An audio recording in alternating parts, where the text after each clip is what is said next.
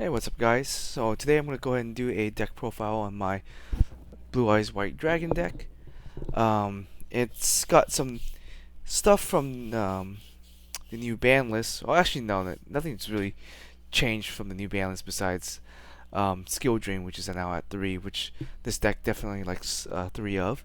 So yeah, it's got new ban list stuff. It's got Battle of Chaos support cards. So um, I'll go ahead and talk about the deck.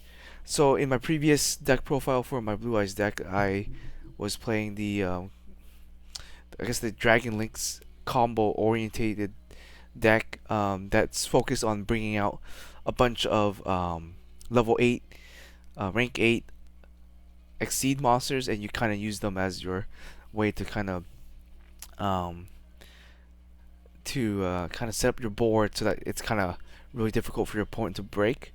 They would need stuff like probably a Zeus maybe, or they need something like a Dark Rules No More, or maybe a Chalice the sorry, the Forbidden Droplet, something or like Nibiru, something like that can clear your board before it gets set up, or even after it gets set up. You need to negate all the effects on the board in order to kind of break the board. And that deck definitely had a harder time going second. So no matter what, the Blue Eyes variations of the deck I'm playing, they're all mostly still combo base oriented. So they do require you to kind of go first for the most part, because they play very little interaction. In D Links combo dragon sort of type decks, we don't play that many interaction because you want to have mostly extenders in your hand. You're not really trying to play controlled. You're not really playing a lot of this defensive cards.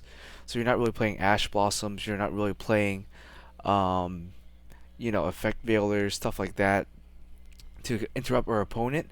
We're trying to go first, and we're trying to create a board state where it's very difficult for opponents to break. And so, for every time we have if we go first and we draw defensive spells, defensive cards like Ash Blossoms and Ghost Ogre and stuff like that, it makes our hand that much weaker because we have less extenders now. We're those cards that could have been extenders are now defensive cards, and the decks like Blue Eyes already brick a lot. So by having those defensive cards in your deck, you're gonna open up with more bricky hands if you're going to go first, and the deck doesn't like going second anyways. So it's kind of a clash of philosophy at this point. So if you're playing the combo variant of Dragon Links, you play very few, if any, defensive cards.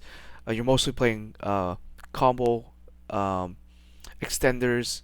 You're playing the only defensive cards you really play are like Call by the Graves to maybe stop an Ash Blossom or something like that. Maybe a couple of cards that might maybe stop a Nibiru. Outside of that, you just don't care. You want to go first. You want to open up a board, have a decent non-bricky hand. Then you want to decrease your use of extenders decrease your use of defensive cards in the deck. So that's the deck right there. Going second, you're probably gonna lose if your opponent's able to set up like a very difficult board to break. You're probably gonna be having a pretty difficult time breaking the board. But it's not like Blue Eyes can't break boards. I mean, your opponent would have to have a lot of negation, but they have like just big, maybe 1 or 2 negation. For the most part, you can just like special summon the Blue Eyes or something like that, Blue Eyes alternative, and just run over like an Alpalooza.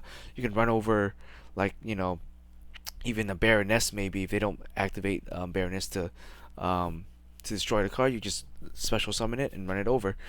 So you have potential ways of breaking board just because our creatures or our monsters are so big that you can just special summon them. That doesn't usually trigger any effects or anything like that, so they can't really negate it. Because and you can kind of just run over stuff and then proceed to do your combos.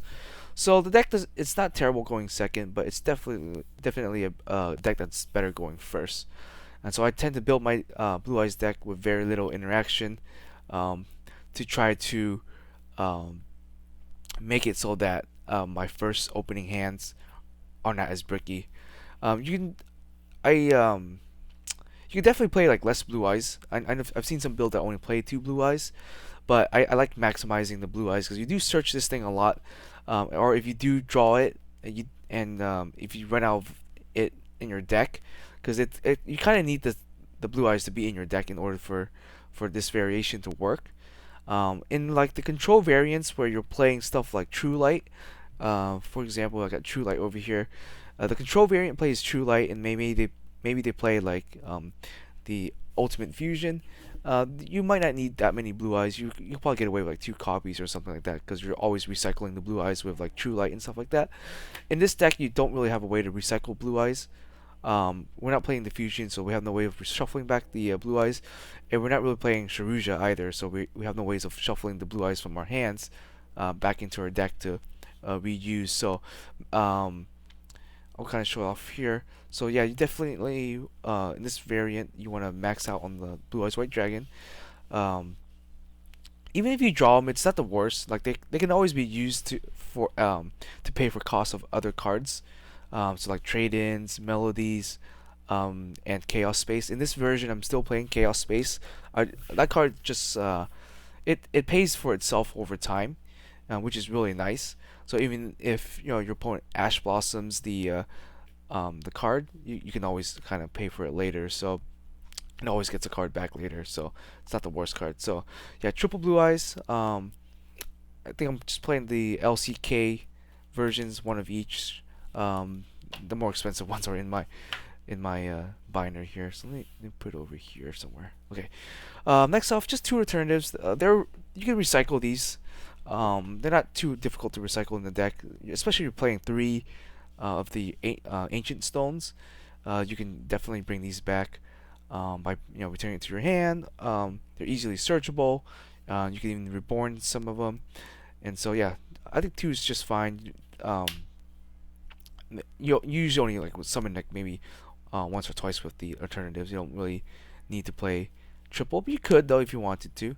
It's still I think it's still a pretty good card, and it does have the name Blue Eyes White Dragon in it, which does matter for some cards in this deck when they require blue eyes either on the field or blue eyes white. Well, I mean blue eyes. I mean like the Blue Eyes White Dragon, like the literal name Blue Eyes White Dragon.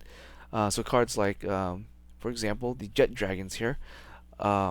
They require the name Blue Eyes either in the graveyard or on the field in order to use their effects. So that's why playing 5 isn't so bad, because even if you dump it into the graveyard, which is nice, if you dump like the alternative to the graveyard with like trade-in or something like that, still pretty nice because it still works as a Blue Eyes White Dragon. So I'm playing 2 Jets. I was playing 1, and I did like it. I really did like this card.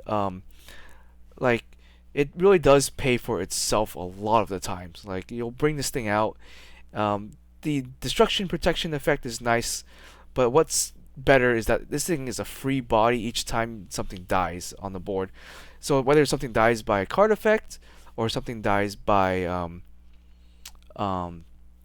by battle, um, as long as you have a blue eyes in your graveyard or on the board, you can special summon this from either your graveyard or hand. And it's when it does attack, it's really nice because you can also just kind of return problematic cards to your opponent's hand. It doesn't really answer the back row, but it mostly answers like problematic exceed monsters and stuff like that that you want to get rid of, or link monsters or whatever. The Blue Eyes Jet Dragon is pretty good.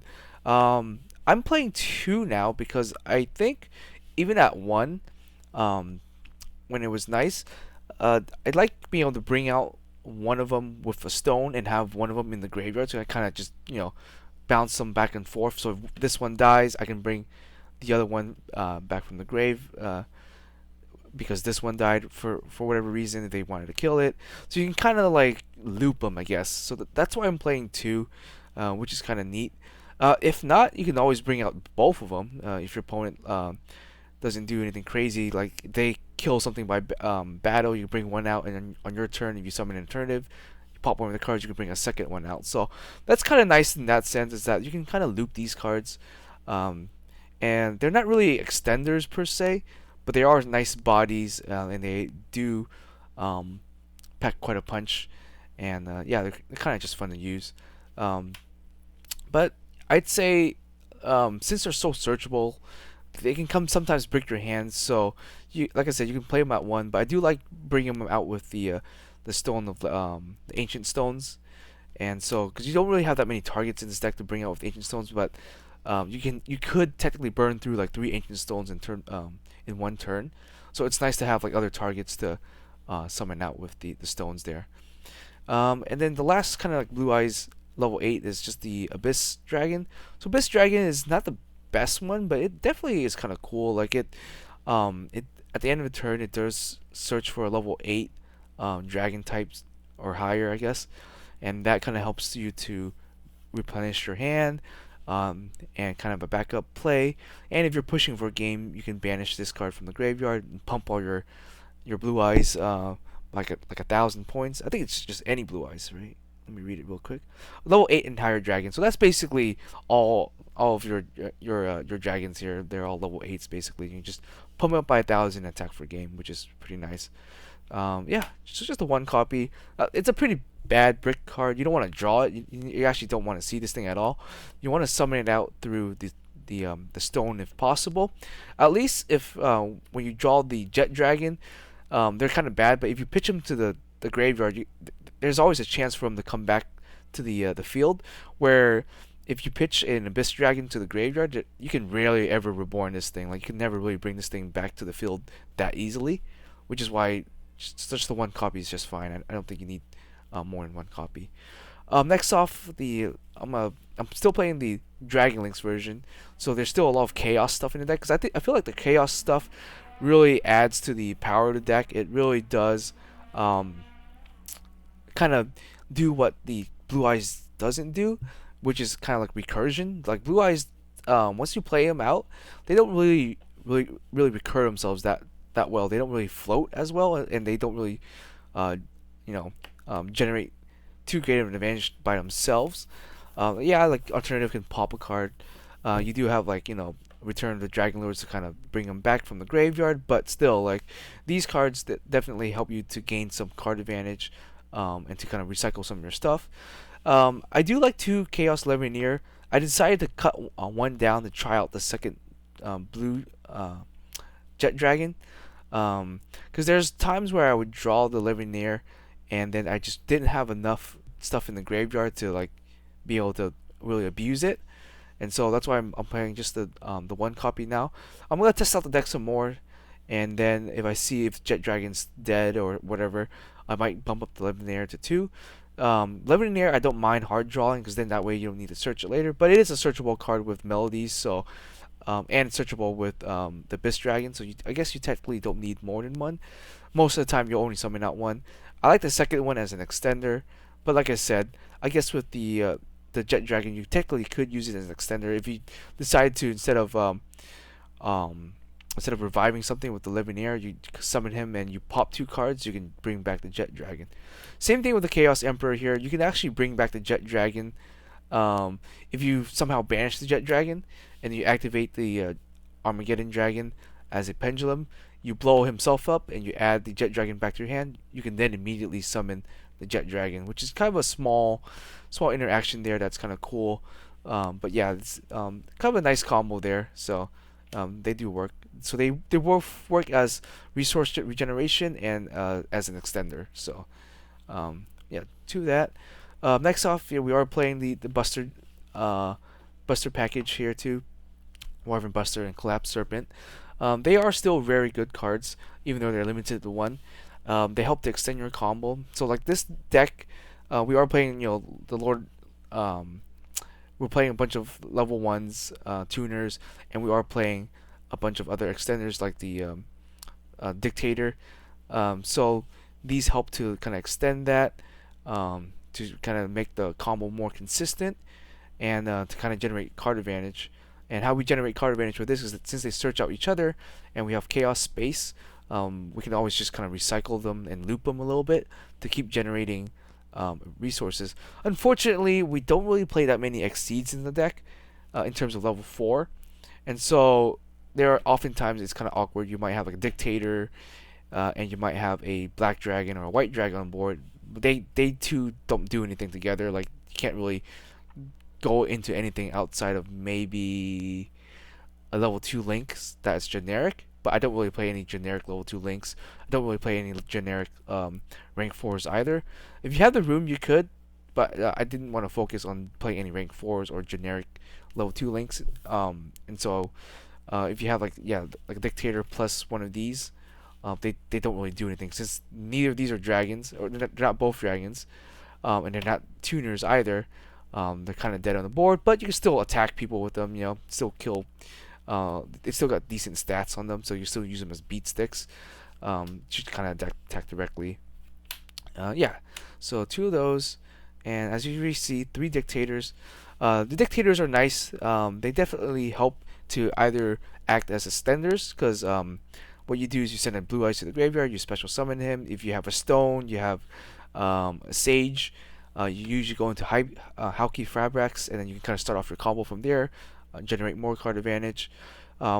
His secondary effect, where you can pitch a Blue Eyes card, a card that mentions Blue Eyes White Dragon, to special summon a Blue Eyes card, is actually pretty decent. Like you'll oftentimes pitch you can pitch maybe a Blue Eyes White Dragon or a White Stone or something like that, or even like Blue Eyes Alternative, or you even pitch Jet Dragon, because Jet Dragon does mention Blue Eyes White Dragon. You can pitch that and bring back like a Blue Eyes White Dragon, like the normal one, or you can bring back an egg or something like that, like um, or sorry, not an egg. You can't bring back an egg with this. You can bring back basically a Jet Dragon, regular White Dragon, or even Abyss Dragon. So this is one way to kind of reoccur some of our Blue Eyes cards in our deck, and to bring them back is to use his second ability to pitch a Blue Eyes White Dragon card to bring back a Blue Eyes monster. So that's one way to kind of reoccur it. Next off, 3 Sages. I still like the triple Sages. He's your main starter. You really want to see him for this particular deck, because he's gonna plus you a few cards. He'll plus you like 2 to 3 cards when you summon him, because you'll get the stone off of it. Then you link into a Hauki Fibrax, and Hauki Fibrax brings another stone, and you kind of just rinse and repeat and loop with him. So definitely your main starter, and you do want to see him.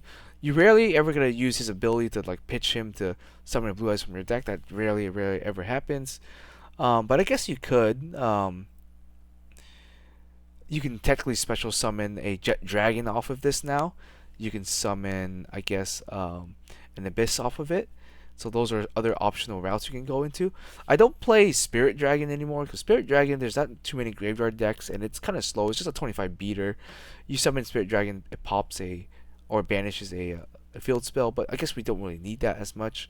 And you'll kind of see why. Like my side deck is kind of wacky, and so you'll see what I mean by that if you haven't seen my side deck before. So yeah, triple of that. Definitely triple Stone of Ancients. We're going more of the control route in some sense, rather than going to the combo with Sharuja. When with my old Blue Eyes deck, I would just only play 2 of these, or even just one, because that you couldn't really make use of this card's effect at all. But in this particular deck, that's pretty good, because you can bring out so many different Blue Eyes. You can add different Blue Eyes monsters back to your hand, stuff like that. It's very versatile. It's a very easy +1. So it's a good card in a pure Blue Eyes deck. Not so much in a super D-Link Blue Eyes deck, like the Striker package, the Rocket package Blue Eyes. But this one, in this particular build, where it's more of a pure Blue Eyes deck, definitely a decent card. And just the 1 stone here. Don't need more than 1. You could do 2/2 still if you wanted to, but for the most part, you don't really want to search out Blue Eyes. You want to be dumping Blue Eyes with the Dictator. So there are a few occasions where you'll need to search the Blue Eyes, but for the most part, I would say you'd rather dump the Blue Eyes with the Dictator and get value off of that, instead of using the Stone of Legend here to search for it. And then you have the triple trade-in. You have a ton of level 8s. This card's almost never dead. And yeah, you always kind of uh, speed through your deck with the and discard your dead cards for the trade-ins here. Another good card, Melody, triple Melody for sure. Just another way to pitch those dead cards, um, and turn them into value or turning them to playable cards. So that's the idea is between trade-in and Melody. You're gonna turn your dead cards into playable cards. So that's how you kind of fix your shitty hands. That's how you fix your bad draws or search where you need to search. Is by pitching those and then searching it out. So that same idea here. This is a little bit worse though than these other two because they are limited to once per turn, but they're just so good. Like this card allows you to kind of go into your combos really easily and allows you to kind of pitch your dead cards and well, at least dead monsters. These ones pitch for any card, but but these ones you want to pitch like stones, you want to pitch other blue eyes that you don't need, and you want to search out Chaos Emperors, you want to search out Leviathan, you want to search out the Buster Wyverns, either the white or the black one, or you can even search out a Blue Eyes alternative if you needed one. So yeah, they work really well in the deck. I always like Chaos Space in this particular deck. If you need to recycle stuff, you can recycle your extra deck stuff if you like to. Most of the time, you're recycling the Wyvern Busters. Once you recycle one of them, you draw a card and you search again with a Wyvern Buster. So this can easily be, a plus one card right here. So really really good card, I think. You could opt to play two if you think it's still too cloggy, but I think I like seeing this in my opening hand for sure. Like this plus Melody or the trade-ins. That's how you fix your opening hands. It's just by tutoring the stuff that you need to tutor, or just drawing and pitching and drawing, and kind of speeding through that. Next off, just the one Dragon Ravine. I decided to not play any Foolish Burial. I decided not to play any Dragon Shrines. I think Ravine, because it's searchable through your extra deck, you only need to play one copy, and you can always pitch your dead cards, and it just stays on the board, so you can use it whenever. So kind of nice in that sense. I do like the one Dragon Ravine in the deck, rather than playing the Foolish Burial or Dragon Shrine. Um, and then I play in terms of like recursion spell. I haven't really decided on what I wanted to do with this. I was playing two returns, but because I'm less focused on spamming out rank 8s, the double return didn't really matter too much. So I decided to try out one of the Legacy Guard Dragon cards again to kind of bring back a stone or something like that to kind of make the How combo a little bit more consistent. So yeah, I decided to play one Guard Dragon, and sometimes you'll use its second ability where you can kind of move your dragons to different slots.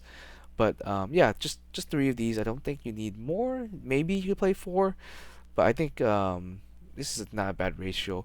In my Dragon Links Blue Eyes, I played two of these. Those were really good.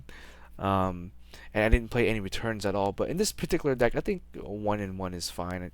And the Monster Reborn is just Monster Reborn. But yeah, 1-1 just in case you need to activate one of them. And kind of flexible there. I still like the 1-for-1 here. Just kind of another way to search out a stone to bring out whatever level 1 you need to extend your combos. So yeah, 1-for-1 there. Call by the Graves to provide you some protection. It honestly, that's really it. It's just to provide you protection in the like 1 in 10 times that you might draw this versus an Ash. It's very low odds, but I still like it just to have a peace of mind. Like maybe occasionally I might use it, but it's kind of like our only real interaction card in the deck. Like nothing else in this deck really interacts with our opponent. I guess the last three cards technically do, and that's triple skill drain. So skill drain in the Blue Eyes deck is always kind of like it's always like peanut butter and jelly. Like they always go well together. Like Blue Eyes don't need their effects to win. They're just big 3,000 beaters. If your opponent can't overcome a 3,000 beater with their trap cards or spell cards, since their monsters are all their effects are useless, then you'll win from there. Like you just beat beat over all the small stuff your opponent has on the board, and then just they'll never be able to play the game. It's a one-sided card for sure. Whether you play the combo version of the deck or you play the control version of Blue Eyes, I think triple skill drain is a must in the deck nowadays. It just hoses your opponent's entire strategy. Going first, going second, it doesn't matter. This card is just that good. You can just turn off so much stuff that it's like a really really, I guess, good floodgate. Like so good that yeah, your opponent just has no way to, if they don't have a way to out this, it's like a one-sided Mystic Mine. Mystic Mine, yeah, it stalls for a little bit of time and it's technically better than Skill Drain because it stops all activated effects of monsters. But with Skill Drain, we can still play the game. We can still attack people. We can still do whatever we need to do. Most of our effects activate in the graveyard, or they activate in the hand, or something like that. So we don't really need our effects on the board to win the game. So triple skill drain here for sure. And then next off, I'm gonna go ahead and show off the extra deck and talk about that a little bit. So the first card here, it's Barren Nest, Baron Deferred. I recently picked this one up, so kind of new addition to the deck. But basically, what you do with this card is you kind of combo Hauki Fibrax into a Synchro Formula Synchron, which is right here. And then you can use a Formula Synchron plus level 8 to go into Baroness, so it's kind of free. And then you can kind of recycle the Formula Synchron with Baroness during your standby phase. You send her back to the deck, you summon the Formula Synchron, and you can kind of rinse and repeat from there. So pretty nasty combo when it comes to it, to be honest. But it's also pretty fragile. Like if they got rid of Baroness, then it's like but it's not your main win con. The rest of the extra decks should still be able to be pretty powerful and whatnot. So we have one of each of these: the Spirit Dragon and the Azure Eyes. I guess I'll show you their package here. So basically, Spirit Eyes, their spirit can go into one or the other. This one will disrupt your opponent, and this one kind of provides a blanket protection. This is tricky though because this is an activated effect. So if you if you suspect that your opponent has a Regeki or Lightning Storm, you want to do this during their draw phase or the main phase. Because if you wait until their main phase to activate Regeki and you go Spirit Dragon into Azure Eyes, your whole board will still die because Azure Eyes activates on the second on a separate chain, and so it won't be able to provide protection for your board. So that's just one thing to note when you do play Spirit Dragon and you think your opponent's gonna Lightning Storm you or they're gonna Regeki you. You want to preemptively use the Spirit Dragon, but they're both still pretty good. Both good cards to go into. And the kind of the last card to go with this is just a regular generic level 9. So this is for when you have like a spirit, like a stone. You have like a stone plus like a Chaos Emperor Dragon, or you have a Levineer, and you can't really go into anything because these require both of these require a Blue Eyes monster or a normal monster, and so neither Chaos Emperor or Levineer satisfies those conditions. So you'll be able to just send him to the graveyard and summon out of Vermilion. Vermilion's okay. I think he's the okay level 9 to run. Like he works okay with the deck because you can banish stuff in your graveyard and pop a card on the board. So he's not that bad, and he's got a decent stat line. And I guess another thing is oftentimes you're gonna end on the board with like Hulk and a Spirit Dragon. If you happen to use Spirit Dragon and you go into a Black Rose, this is gonna die at the end of the turn. And to kind of prevent that, you could sacrifice or tribute off the Hulk and then bring this out and then tune these two, and they're just like a machine and a dragon, and you can go into a Vermilion. That way you can kind of at least have some value stay on the board rather than having the Moonlight Dragon die at the end of the turn, or something like that. So that's why we play the generic level 9. There's probably better ones. I had Vermilion on hand, so that's what I'm playing. If you don't have Baroness, there's other cards you can play. There are a couple of decent Synchron type cards that are level 10 that you can play. Because being that Synchroform is a Synchron type monster, or Synchro with Tuner, there are a bunch of level 10s. If you don't have Baroness here, you could go into one of the other like tuners that have very strong effects. I forget which one's the best one, but there's a couple other um, level 10s that you can do that instead.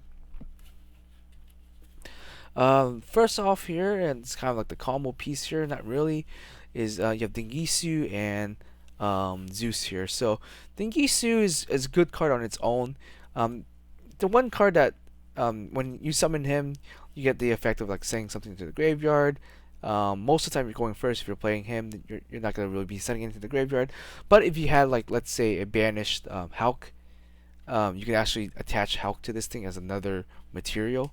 I believe Hulk is a machine type. If I am not, yeah, machine. So Hulk banished himself. You can actually summon this and attach Hulk. Oops, knocked over the tripod there.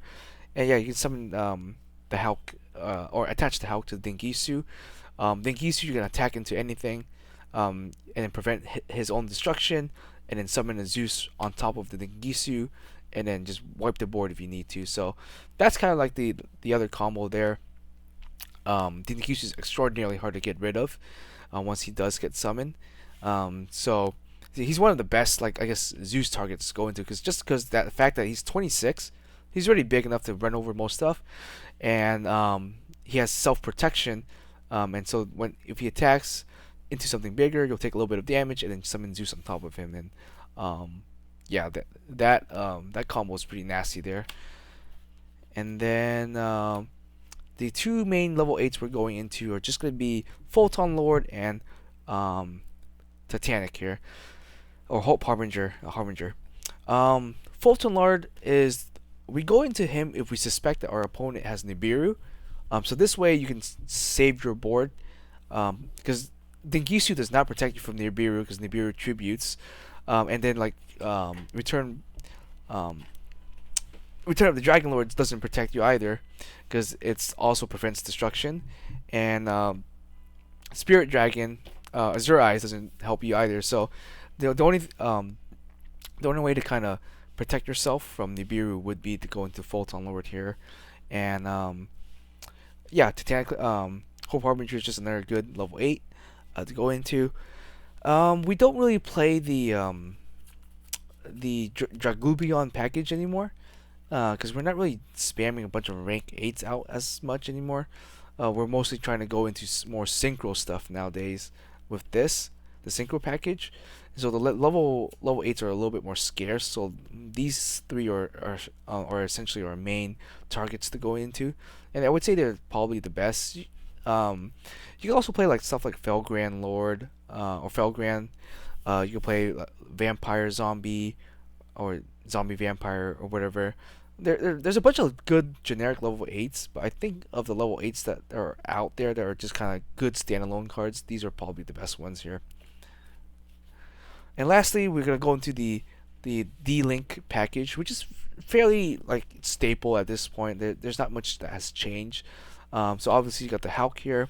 Hulk's our best target to go into. So you usually summon a stone, you summon alternative, you go into Hulk, and you kind of start off your combo.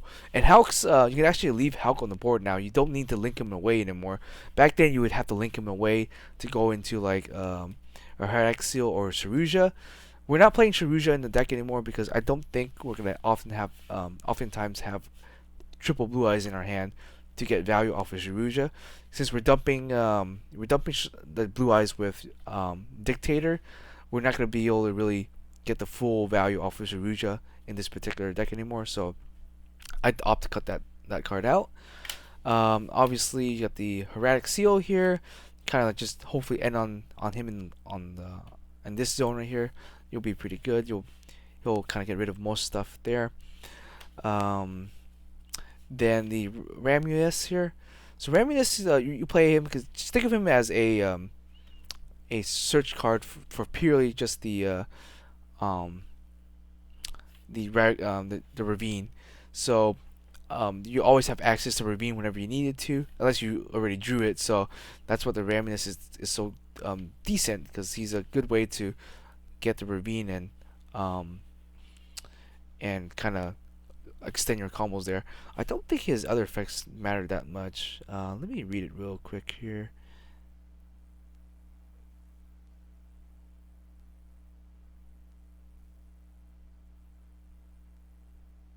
Oh, I guess the if he's in the extra deck zone and you do summon like I think you have to summon an Exceed. Oh, just a dragon. If you summon a dragon to this zone right here, his ability triggers that you can summon another dragon from your hand. I think just any dragon or wing beast. Um, I don't think I've ever really used that effect, but I guess if you want to extend your combo, you can summon another dragon and then go off from there. But you normally summon him in the regular monster zone. Normally, it's like Hulk into into him, um, or at least it's like this. So these are the other two final uh, cards, Striker Dragon and Pitsy. Those are being the best single link one dragons to go into. So you usually go into something like this. You summon something out right here. After you're done with that, you oftentimes will link these two away to go into a Ramulus, and then search your ravine. Back then, you would, instead of doing that, you would go here and let's say you revive like in the old combo variation of this particular deck, you would revive a stone here, and you would link all four of these away for a Saruja, and then shuffle the three blue eyes from your hand back into your deck, and then blue eyes adds another card, so you're technically netting like three cards from that combo, but that combo is easily stopped. Like if they effect veiler your Saruja or impermanence permanence the Saruja, then this combo kind of hurts. But for the most part, I think nowadays you don't need to go into that combo anymore to make this deck work. So yeah, that's what we're opting to play now. It's just these five link monsters I think are the best ones to play into. You could play like Link Karibo too if you needed to. I just didn't have room to play Link Karibo, so um, I'm not playing the Link Karibo, and I think that's really it for the extra deck. Finally, the side deck here, which is I think the side deck got better. I'll kind of explain why. So if you see my previous, because I used to play Blue Eyes Dangers as the main um, deck. I actually used to play Invoke Blue Eyes, and that was kind of a fun deck I used to play.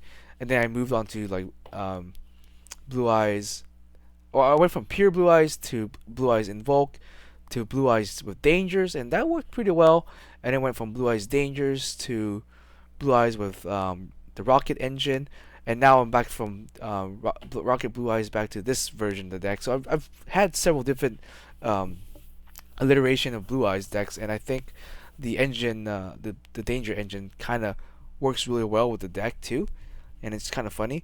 And the reason why I say this deck is a lot better now, or at least the Danger engine is better, is because you have Skill Drain. So oftentimes these cards they don't activate on the board anyway, so you can just like pitch a Bigfoot, pop something, or Bigfoot pitches, and then you can special summon a Bigfoot, and he's a big boy. So um, he yeah, I don't think you get the draw anymore. Let me see here. Oh, I think you still do get the draw because the activation of the card happens. Yeah, it happens in like the grave and summons, and then you draw.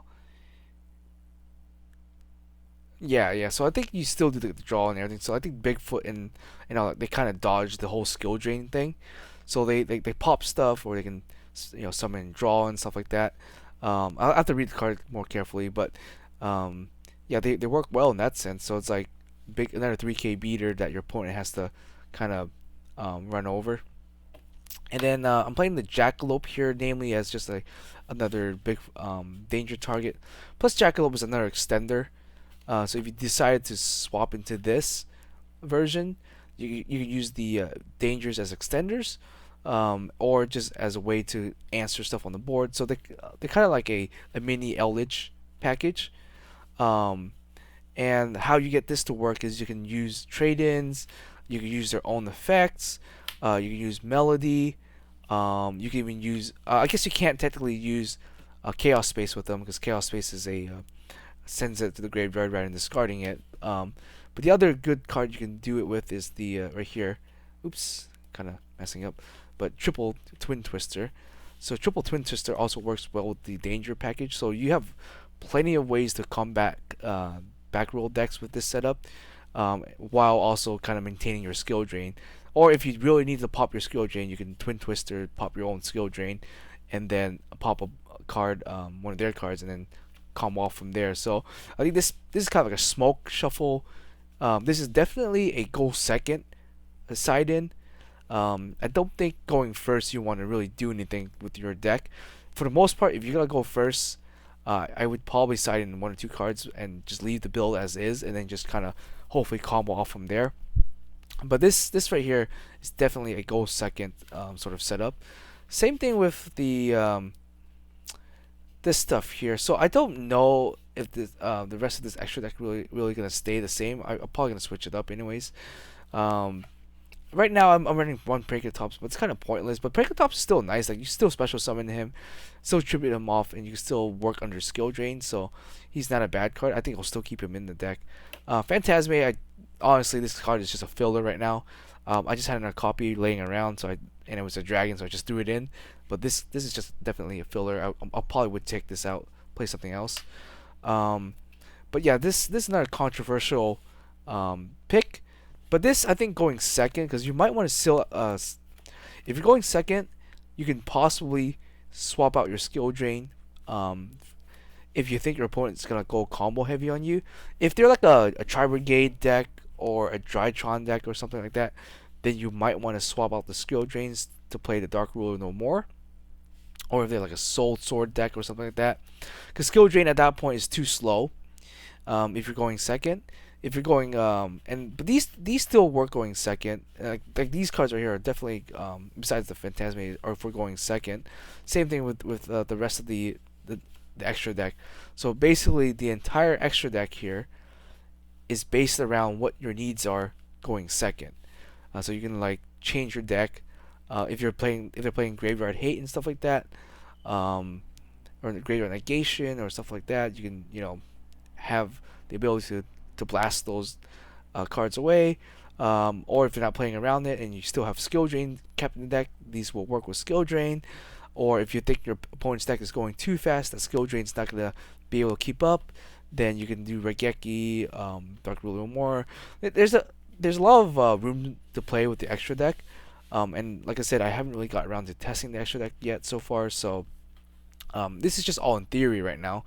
I'm still testing out the main deck, and when I feel confident with the main deck, I'll bring that to a tournament. I'll try it out. I'll try out the extra deck, or sorry, the side deck here, and see how that works.